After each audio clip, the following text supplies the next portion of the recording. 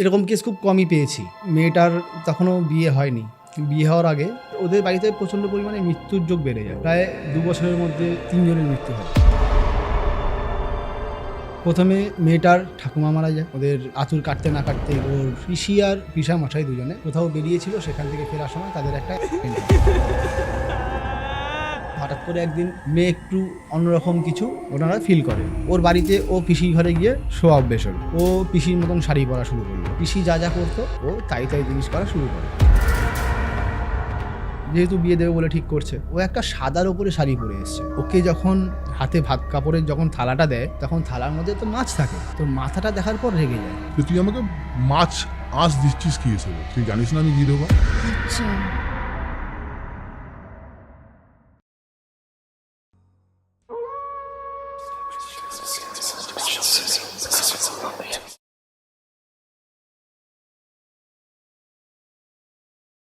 নমস্কার, আমি সৌমিতা। আমার চ্যানেল আতঙ্ক আনলিমিটেডে আপনাদের সবাইকে স্বাগত। আজ আমাদের সাথে অতিথি হিসেবে আছে শ্রী বিক্রমাদিত্যজি। বিক্রমাদিত্যজির কাছ থেকে আমরা ভৌতিক অভিজ্ঞতা তো শুনবো। তার আগে আমি একটা ছোট কথা বলি। আপনারাও যদি আপনাদের এই রকম কোনো ভৌতিক অভিজ্ঞতা আমাদের সাথে শেয়ার করতে চান, তো অবশ্যই ডেসক্রিপশনে আমাদের নাম্বার দেয়া থাকবে, সেখানে আপনারা যোগাযোগ করতে পারেন। আপনি কেমন আছেন বলুন? ভালো, তুমি কেমন আছো বলো? খুব ভালো। অনেক দিন পর আপনার সাথে দেখা হলো। কথা অনেকদিন ধরেই হচ্ছে, কিন্তু ওই সময় হচ্ছে না আর কি। বলো। তো আজকের যে আমি প্রথমেই অফ ক্যামেরা আমি বলেছিলাম যে আমি গল্পটা শুনবো না, অন ক্যামেরাতেই শুনবো। তো চলুন শুরু করা যাক। ঘটনাটা ঠিক কীরকমভাবে শুরু করবো আমারও ঠিক একটু গুলিয়ে উঠছে। আমি এরকম কেস খুব কমই পেয়েছি। তো একটা ফ্যামিলিতে ধরো মেয়েটার তখনও বিয়ে হয়নি। বিয়ে হওয়ার আগে ওর ফ্যামিলিতে কেউ বোধহয় কিছু করে, মানে ওর সংসারের যাতে অশান্তি হয় বা এই যে কোনো কারণে করেছে। তো সেক্ষেত্রে ওদের বাড়িতে প্রচণ্ড পরিমাণে মৃত্যুর যোগ বেড়ে যায়। প্রায় 2 বছরের মধ্যে 3 জনের মৃত্যু হয়। প্রথমে মেয়েটার ঠাকুমা মারা যায়। ঠাকুমা মারা যাওয়ার পর বেশ কিছুদিন ওদের আঁতুড় কাটতে না কাটতেই, মানে 1 বছর কাটতে না কাটতেই ওর পিসি আর পিসামশাই দুজনে কোথাও বেরিয়েছিল, সেখান থেকে ফেরার সময় তাদের একটা অ্যাক্সিডেন্ট হয়। তো সেখানে তারাও প্রায় মাস 2 কোমায় থাকার পর, দুজনেই কোমায় ছিল, একটা বড় রকমের অ্যাক্সিডেন্ট হয়। তো সেখান থেকে তারা দুজনেই একটা সারভাইভের জায়গা আস্তে আস্তে আসেনি, কোমায় ছিল। তো সেক্ষেত্রে তাদেরও দুজনের মৃত্যু হয়ে যায়। এই মৃত্যুগুলো ঘটার পর একটা বাড়িতে বড় ট্রমার জায়গা তৈরি হয়। যেহেতু একটা বাড়িতে পরপর এরকম যদি মৃত্যু হয় না, এক তো ঠাকুমা মারা যায়, তো সেক্ষেত্রে ঠাকুমার একটা পেনশন ছিল, সেক্ষেত্রে নয় বাড়িতে সবার একটা ঠিকঠাক আর্থিক জায়গাটাও ঠিক ছিল। তো ঠাকুমার পেনশনের পরে হয়তো পিসি পিসেমশাই দুজনেই মারা যায়। তো সেক্ষেত্রেও ওর পিসি আরও একটা খুব ভালো বন্ধুর মতন মিশত। এই নয় যে ভাইজি বা ও পিসি, সেই সম্পর্কটা ছিল না। মোটামুটি একটা 12-13 বছরের গ্যাপ ছিল হয়তো ওদের মাঝখানে। তো একটা ভালো সম্পর্ক ছিল ওর সাথে।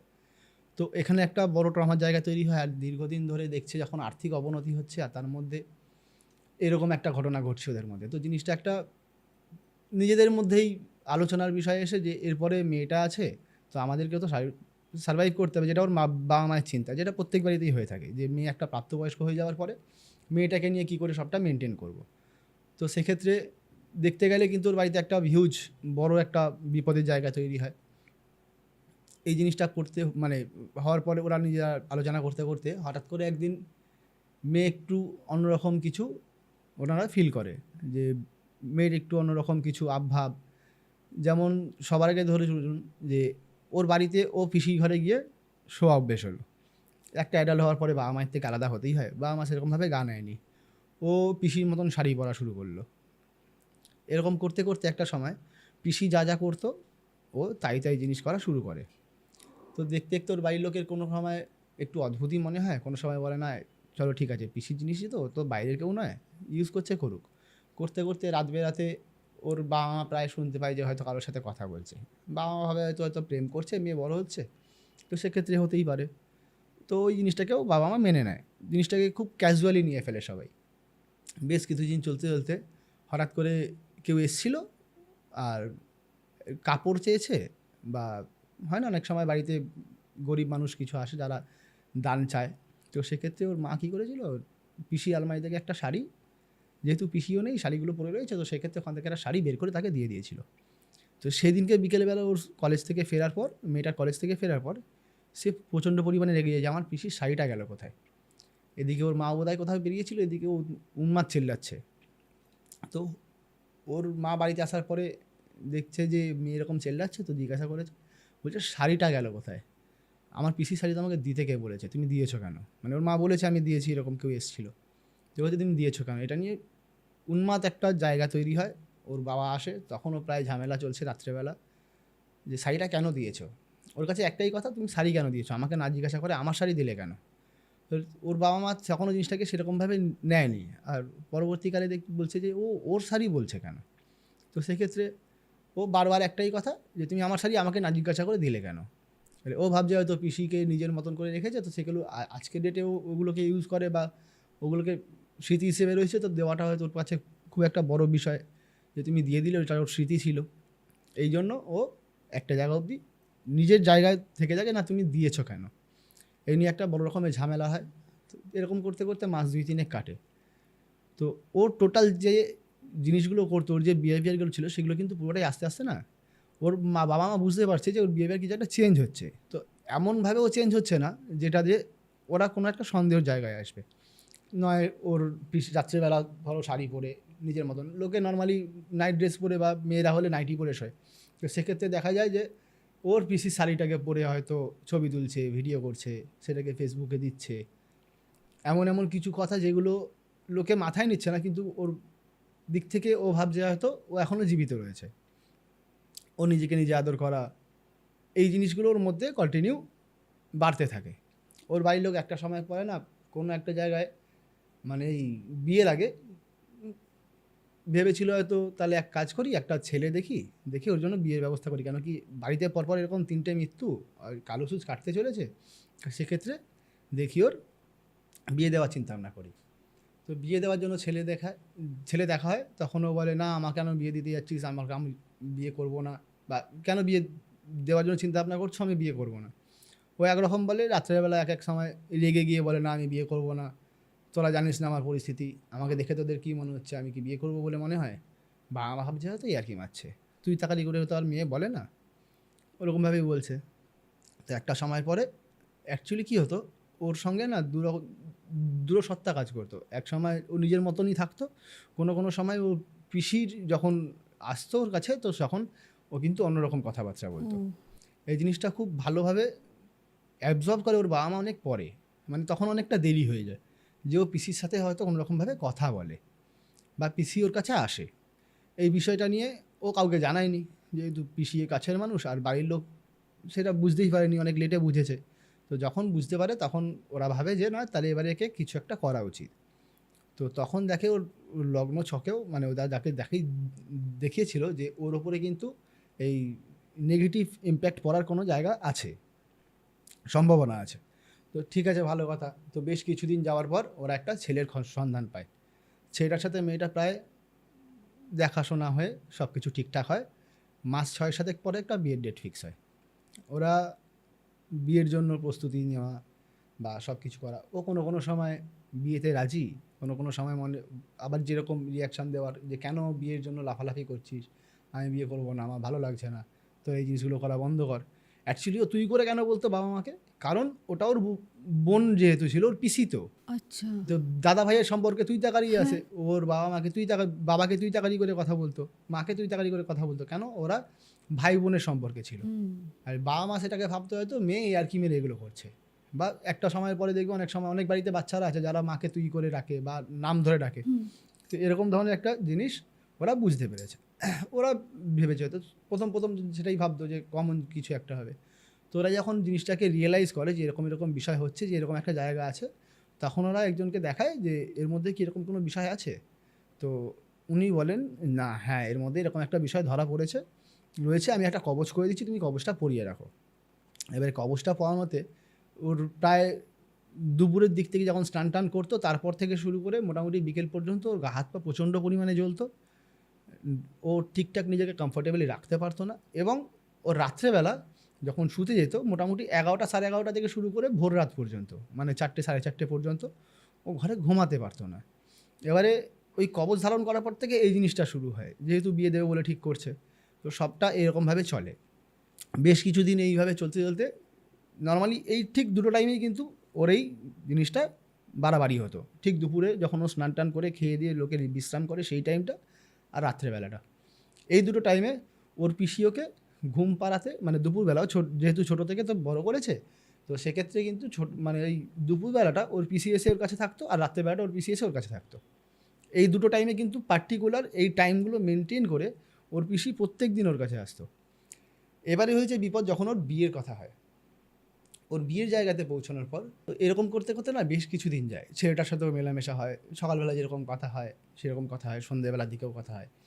ও দুপুরের টাইমটা জানে, ওর ছেলেটাও জানে যে মেয়েটা হয়তো স্নান টান করে খেয়ে দিয়ে রেস্ট নেবে, তো সেই জন্য দুপুরবেলাটা ছেলেটা ফোন করতো না। আর রাত্রেবেলাও কিন্তু একটা সাডেন টাইম পর্যন্ত, কেন কি দুটো মানে যে বাড়িতে দেখা হয়েছিল সেই বাড়িটাও খুব ভদ্রলোক, মানে খুবই ভদ্রলোক বলতে পারো বাড়িতে, মানে যে কজন আছে সবাই খুব ভালো।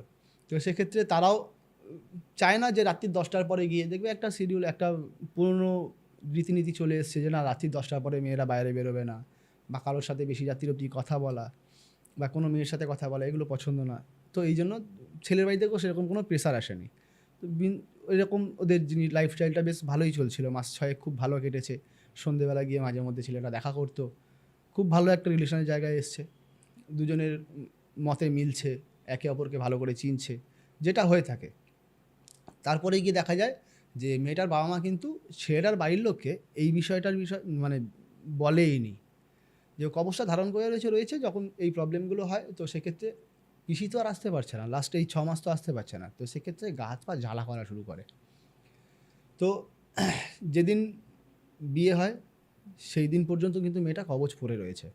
ততক্ষণে যা এই জিনিসগুলো সার্ভাইভ করছে, ওরা বুঝতে পারছে যে পিসি আসে কথা বলে চলে যায়, এর থেকে বেশি আর কি। ঠিক এরকম ওর বিয়েটা ঠিকঠাকভাবে হয়। ওই যেদিনকে বিয়ে ওকে বলেছিল বিয়ের পরে কবচ খুলবে না। তারপরের দিন কি হয়, বিয়ে হয়ে গেছে। বিয়ে হওয়ার পরে যেরকম সবার হয় যে ভোরবেলা কন্যা দান হয়ে গেছে, সে বাড়িতে এলো। বাড়িতে আসার পরে যেরকম সারাদিন কাটলো, কাল রাত্রিটা থাকে, কাল রাত্রিটা পার করে নিয়ে ভাত কাপড়ের দায়িত্ব নেওয়ার একটা বিষয় থাকে। ভাত কাপড়ের সময় ওকে বলেছে যে তুই তাহলে ফ্রি হয়ে রেডি হয়ে নিচে আয়। তো নর্মালি ওর ঘরে যে সাজাবে বলে মেয়েটা এসেছিল, তো সেক্ষেত্রে তখনও কোনো কারণে কবচটাকে খুলে রেখে দেয়, রেখে দিয়ে নিজে ওকে আপাতত একটা নর্মাল মেকআপ করে ছেড়ে দিয়ে বলে তুমি রেডি হয়ে নিচে চলে এসো। ও দুম করে একটা পিসির দেওয়া, মানে পিসির রাখা ঘরে একটা শাড়ি, যেটা প্রায় সাদা, মানে কোনো লালের টাচই নেই, মানে যেরকম আজকের ডেটে পরে। তো অনেকে দেখবে রঙিন শাড়ি পরে, কিন্তু লালটাকে বাদ দিয়ে ও একটা সাদার ওপরে শাড়ি পরে এসছে, লাইট কালারে। তো সেক্ষেত্রে ওর বাড়ির লোক, যেহেতু ছেলের বাড়ি থেকে সবাই আছে বাড়িতে, আত্মীয় স্বজন সবাই রয়েছে, যেহেতু একটা বিয়ের বাড়ি, সবারই খারাপ লাগার জায়গা রয়েছে। তো সাদার ওপর শাড়িটাও কেন পরে এলো? ওকে বললো না এটা আমার খুব ভালো লাগে, আজকে ডেটে তো আমার এটাই পরে থাকার কথা। বলছি তোমার কি মাথা ব্যথা খারাপ হয়ে গেছে? তোমার তো আজকে ভাত কাপড়ের সময় তুমি কোথাও একটা ছাপা শাড়ি বা অন্য কোনো শাড়ি পরে এসো, সেক্ষেত্রে সেটা লোকের সামনে দেখতেও ভালো লাগে, নিজের ভালো লাগাটাই কি সব? ওরা জিনিসটাকে গা দেয়নি, ওকে নিয়ে ওপরে চলে যায়। ছেলেটাও বউকে নিয়ে ওপরে গেল, গিয়ে ওকে বলে তুমি চেঞ্জ করে অন্য একটা শাড়ি পরো।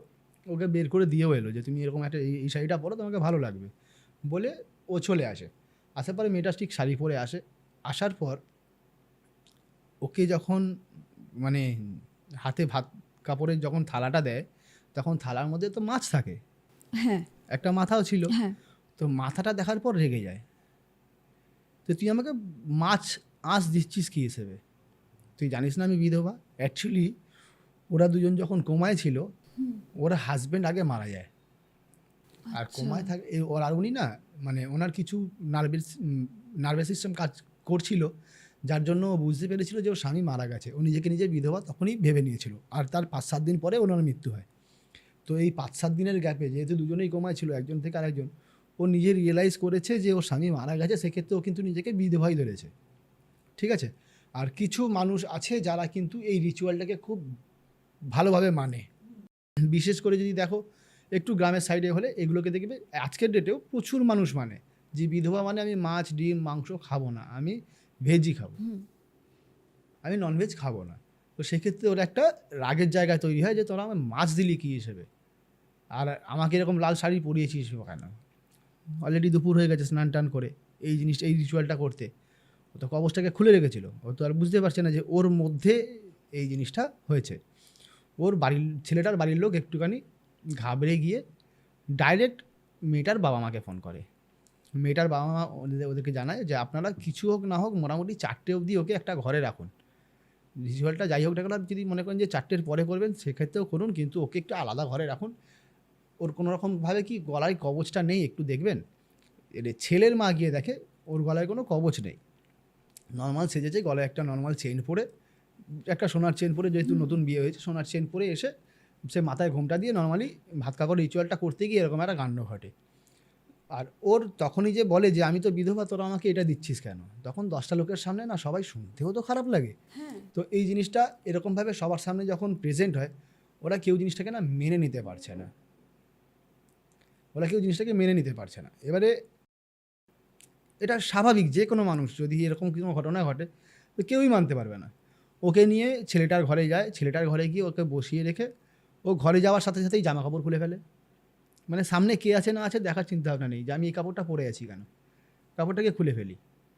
খুলে দিয়ে ও নিজের মতন নিজের একটা জামা কাপড় পরে, নিজের পছন্দ মতো জামা কাপড় পরে ও নিজে একটা সাইডে গিয়ে নিজের মতন চুপচাপ দাঁড়িয়ে থাকে, জানলার দিকে বাইরে দাঁড়িয়ে তাকিয়ে নিজের মতন কিছু কথাবার্তা বলছে। ওর বাড়ির লোককে ফোন করে বলা হলো আপনারা যখন আসছেন আপনাদের তো মোটামুটি 7:30 8টা বাজবে, আপনার বাড়ি থেকে এমন কোনো দুজন ব্যক্তি আসুন যারা ওকে হ্যান্ডেল করতে পারবে। এই জিনিসটি কিন্তু আমাদের স্বাভাবিক বলে মনে হচ্ছে না, আপনারা এটা আমাকে জানাননি কেন আগে? সেখানে একটা ঝামেলার জায়গা তৈরি হচ্ছে যে আপনারা আগে আমাকে জানাবেন যে এই বিষয়টা নিয়ে কেন হচ্ছে।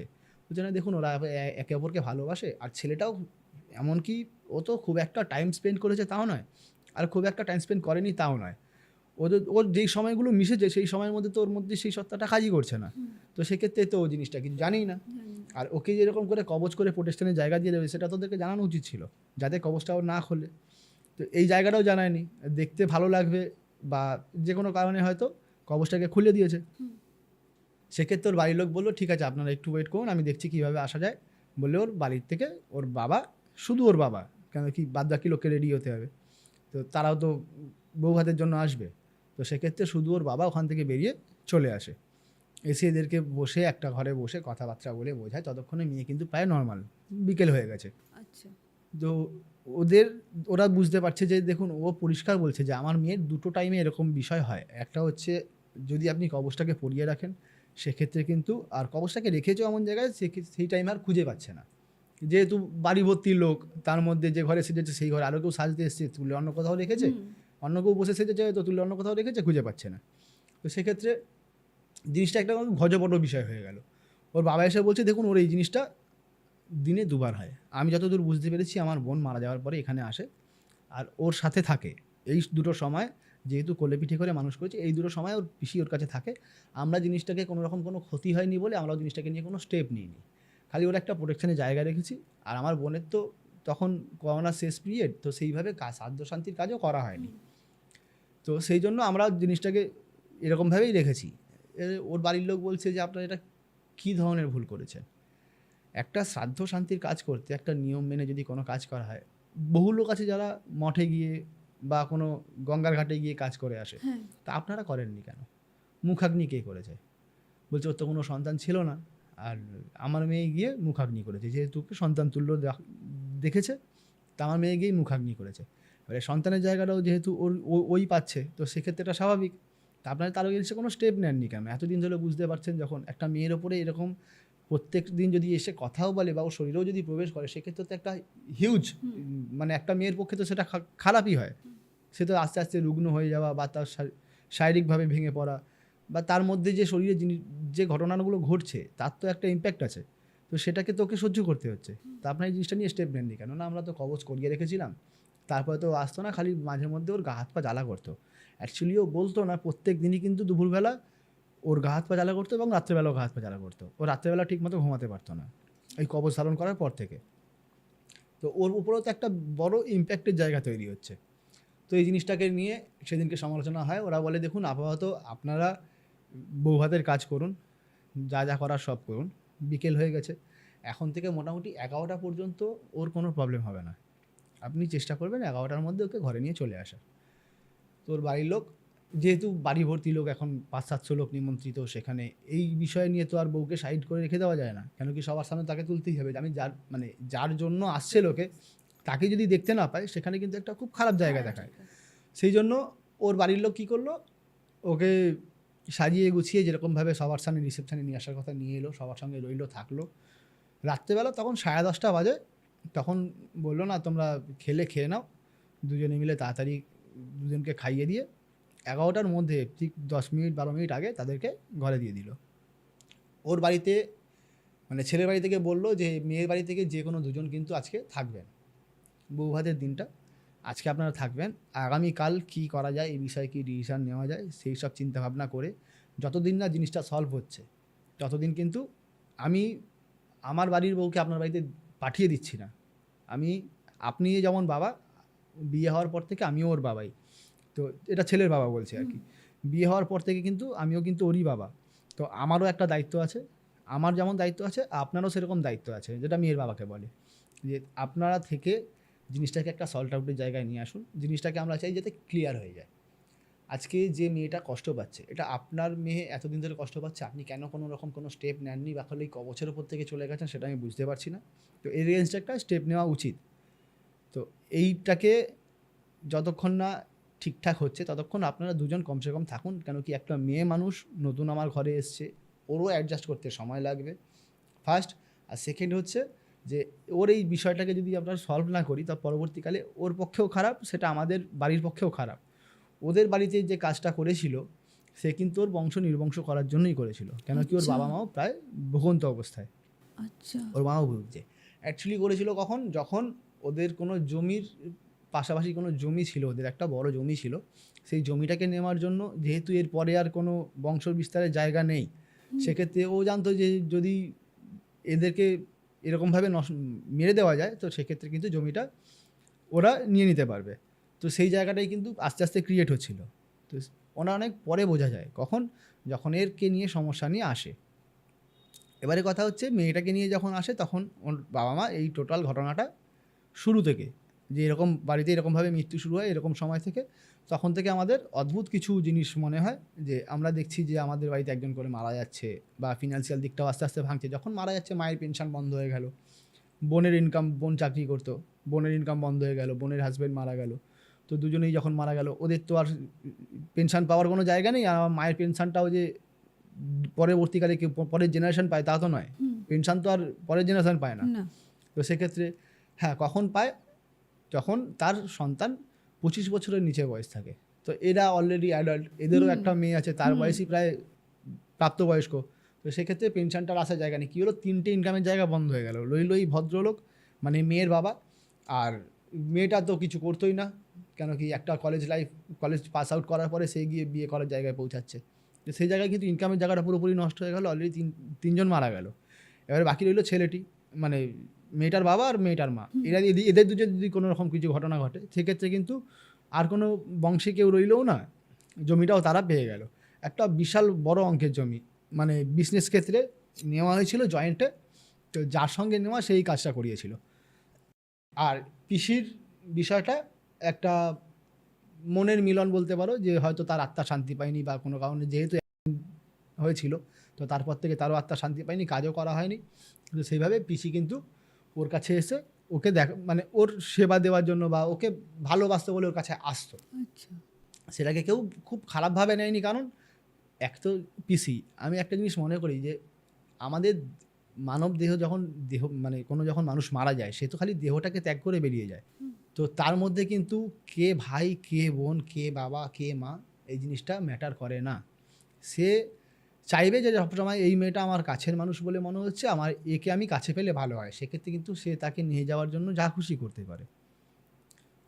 মানে কি হয়, অনেক সময় দেখবেন বাড়িতে কেউ যদি মারা যায়, অনেক সময় বলে যে না এই কটা দিন একটু সাবধানে থাকিস, কেন কি তার আত্মা হয়তো বাড়ির আশেপাশেই থাকে, এই সময় যেন কোনো কারোর হাত পা না কেটে যায়। এগুলো বাড়িতে বলে থেকেছে, বড়রা বলে যে এই সময় হাত পা কাটবি না, কোনো রকম হ্যাঁ সাবধানে থাকবি, ভুলভালভাবে বাইক চালাবি না, সাইকেল চালাবি না। কেন সাবধানে থাকতে হয়, যাতে এই ধরনের ছোটোখাটো জায়গাতে কিন্তু বড় জায়গায় পৌঁছায়, তো যখন কোনো রকম কোনো ইনসিডেন্ট না ঘটে, তো সেই জন্য গাইড করা হয়। তো ওরা জিনিসটাকে মানেই নি।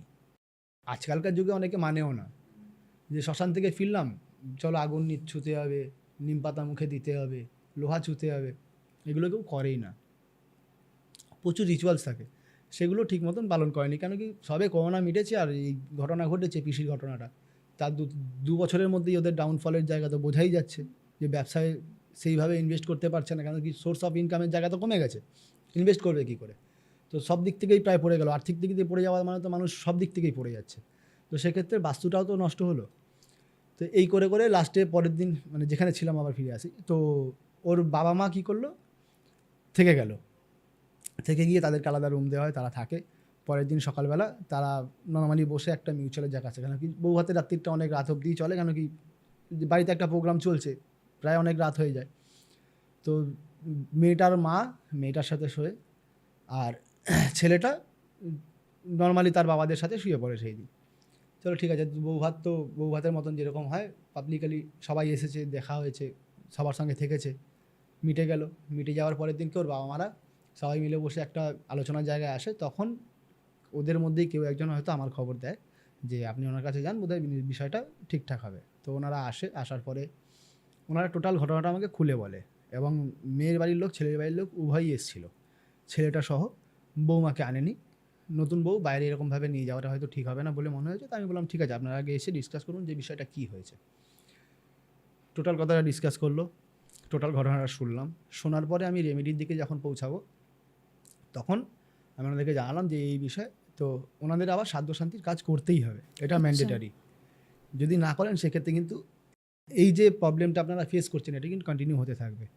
এবং আমি যখন আমি চেয়েছিলাম যাতে মেয়েটার বাড়িতে গিয়েই করা হয়, কেন কি তার পিসির সব কিছু কিন্তু ওই বাড়িতেই। তো সেক্ষেত্রে আমি ওর বাড়িতে যাওয়ার প্রস্তাব দিই যে না, আমি তোমাদের বাড়িতে যাব, গিয়ে সাধ্য শান্তির কাজটা কমপ্লিট করিয়ে, যাতে তোমাদের আয় উন্নতির জায়গাটাও দেখতে হবে। এবং তোমার এই যে বাস্তুটা নষ্ট হয়েছে, এতদিন তো একটা খারাপ ইম্প্যাক্ট বাস্তুর মধ্যে পড়েছে। তো ওর পিসি রেগুলার যাওয়া আসা করতে, মানে প্রায় 3 বছরের কাছাকাছি। তো সেক্ষেত্রে সেই বাস্তুটা তো ড্যামেজ হয়েছে, তো সেই বাস্তুটা তো সংশোধন করতে হবে, না হলে তোমরা উঠবেই বাকি করে।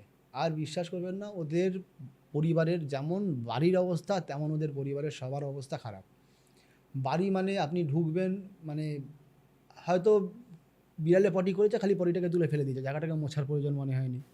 এরকম আস্তে আস্তে পুরো নোংরা হয়ে গেছে বাড়িটা। বাড়িতে জঙ্গলে ভর্তি হয়ে রয়েছে, যে বাড়ির বাউন্ডিং যে জায়গাটা থাকে, যেটাকে আমরা অনেক সময় দালান বলে থাকি, বা ওই জায়গাগুলো পুরোপুরি জঙ্গলে ভর্তি হয়ে রয়েছে, যা তা একটা অবস্থা করে রেখেছে। এরকমভাবে মানুষ তো ছেড়ে দিন, ওখানে তো কোনো জীবজন্তুও থাকবে না।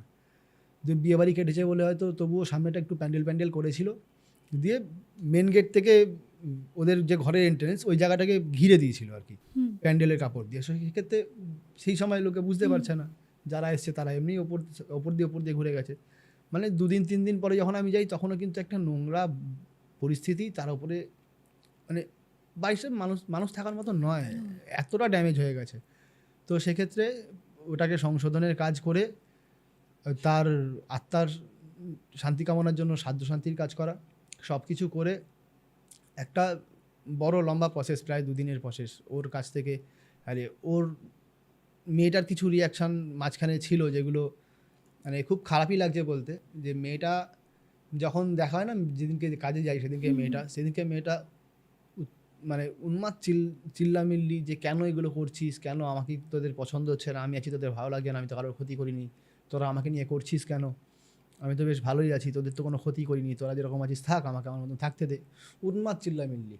তো অনেক কষ্টে ওর মানে মেয়েটার বাবা আর কি, সে মেয়েটার সাথে কথা বলে, ওর বোন হিসেবেই কথা বলে, যে দেখ আমি তো চাইছি যাতে তোর আত্মা শান্তি পায়, এবং পরবর্তীকালে তুই আরেকটা জন্ম নে।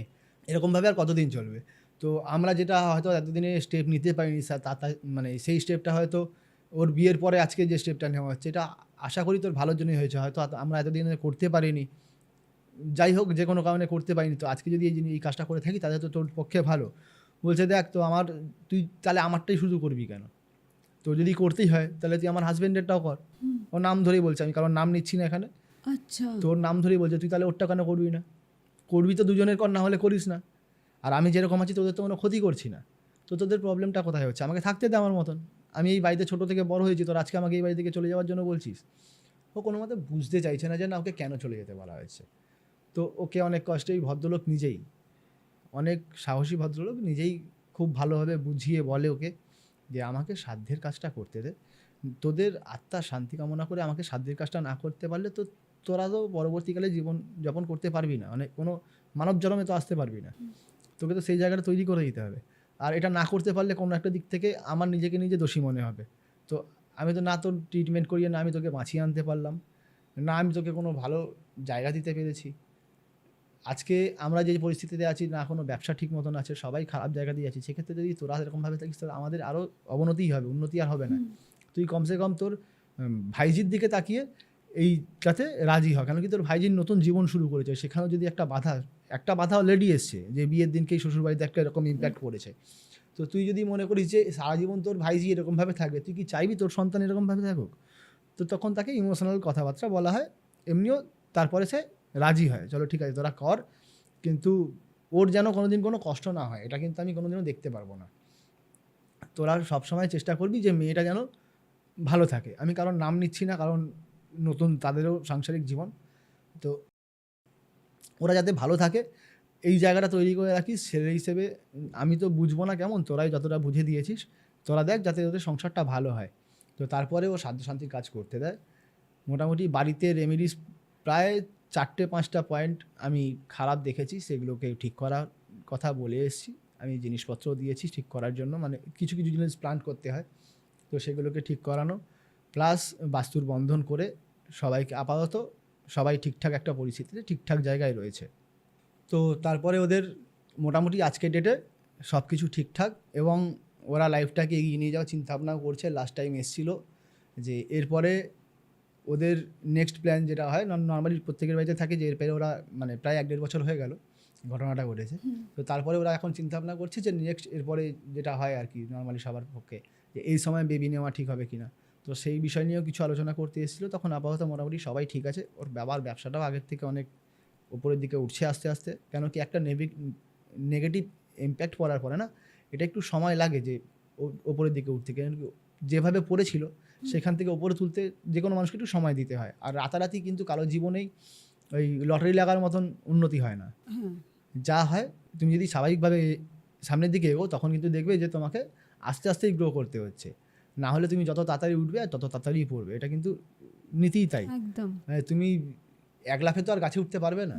এক লাফে গাছে উঠলে পড়ে যাওয়ার সম্ভাবনা, তোমার কিন্তু পিঠে সেই জোরটা রাখতে হবে যে আমি ওপর থেকে পড়বো, আমার পিঠেই লাগবে, সেই জায়গাটাও তৈরি করতে হয়। তো গ্রো করার জন্য কোনো শর্টকাট না খুঁজে নিজের যেভাবে চলছো সেইভাবেই চলো, দেখবে উন্নতি ঠিক হবে। একটু সময় লাগে কিন্তু উন্নতি হয়। আচ্ছা দাদা, বাড়িতে যে নেগেটিভিটি আছে, আপনি যে বললেন যে আপনি ঢুকেই বুঝতে পেরেছিলেন যে এখানে কিছু না কিছু প্রবলেম আছে মেয়েটাদের হ্যাঁ, বাড়িতে। কিছু গাছ আছে যেগুলোকে দেখলে বোঝা যায় যে না এই গাছগুলো থাকাতে কিন্তু বাড়িতে খারাপ। যেমন ধরে রাখো মেহেন্দি গাছ। মেহেন্দি গাছ কিন্তু বাড়িতে থাকাটা ঠিক না। আর কথাতেই আছে তাল তেঁতুল বাবলা। তাল তেঁতুল বাবলা, এটা বাড়ির বড়রা বলেই এসছে, নতুন করে বলার কিছু নেই। তাল তেঁতুল বাবলা 3টে গাছ বাড়িতে থাকা ঠিক নয়। তাছাড়াও মেহেন্দি গাছও কিন্তু থাকা ঠিক নয়, সেখানে নেগেটিভিটিরই বাস হয়। এই গাছগুলোকে অ্যাভয়েড করা কিন্তু বাঞ্ছনীয়, মানে এগুলোকে অ্যাভয়েড করতেই হয়।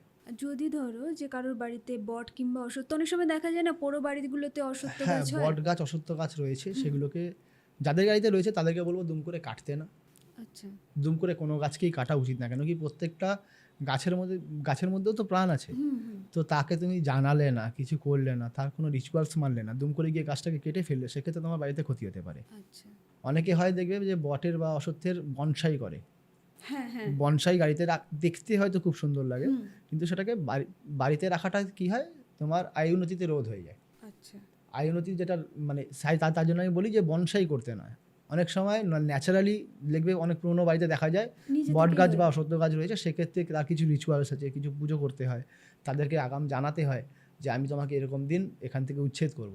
আচ্ছা, তারপরে গিয়ে তুমি পরের দিন যখন দিনকে উচ্ছেদ করা হবে, মানে দিনকে কাটা হয় বা ওখান থেকে উপরে ফেলা হয়, সেদিনকে তাকে জাগিয়ে, মানে হাততালি দিয়ে জাগিয়ে, যাতে সে তোমার দিকে অ্যাটেনশন, মানে সে তোমার দিকে মনোযোগ দেয়, তখন তাকে বলতে হয় যে আমি তোমাকে আগের দিন জানিয়েছিলাম যে আমি তোমাকে এরকম দিনে এসে এরকম সময় তোমাকে আমি এখান থেকে উচ্ছেদ করব, তো আমি তোমাকে এবারে উচ্ছেদ করতে চলেছি, আমাকে ক্ষমা করো এবং তুমি তোমার মতন অন্য কোনো জায়গায় নিজের মতন বসবাস করো, এরকম কিছু জানিয়ে নিজের মনস্কামনা জানিয়ে তাকে ওখান থেকে তুলতে হয়। দুম করে কোনো গাছকেই কেটে ফেলতে নেই। আজকে মনে হলো এখানে উঠেছে আর গিয়ে কেটে ফেললাম, তাতে কিন্তু হিতে বিপরীত হয়, তাতে বাড়িতে খারাপ ইম্প্যাক্ট পড়ে। তো এই জিনিসগুলোকে করতে নেই, এইগুলোকে যত কম করবে, যত মেনে চলবে, তত ভালো।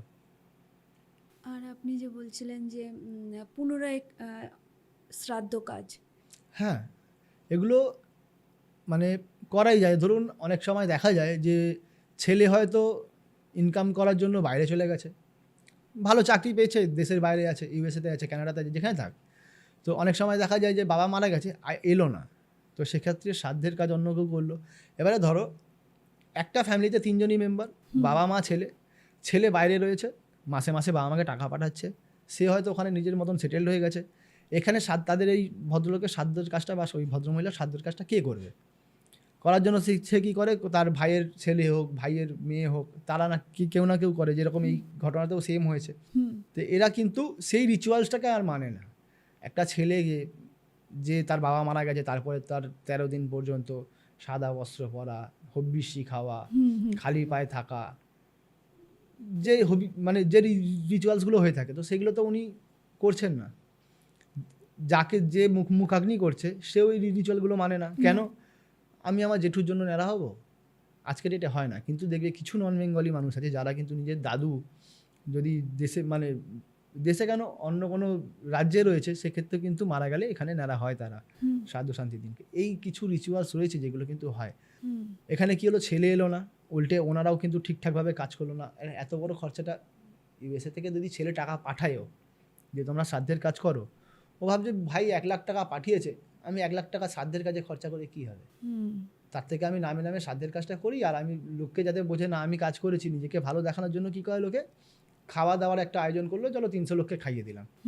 300 লোককে খাওয়ানোতে যা খরচা হলো সেখান থেকে কিছু অ্যামাউন্টটা তো বেঁচে গেল, সেটা পরের কথা, পরের বিষয়ে। কিন্তু লোকে দেখলো কি, ছেলে এলো না, ভাইয়ের ছেলে কাজ করলো, ভাইয়ের ছেলেটা খুব ভালো।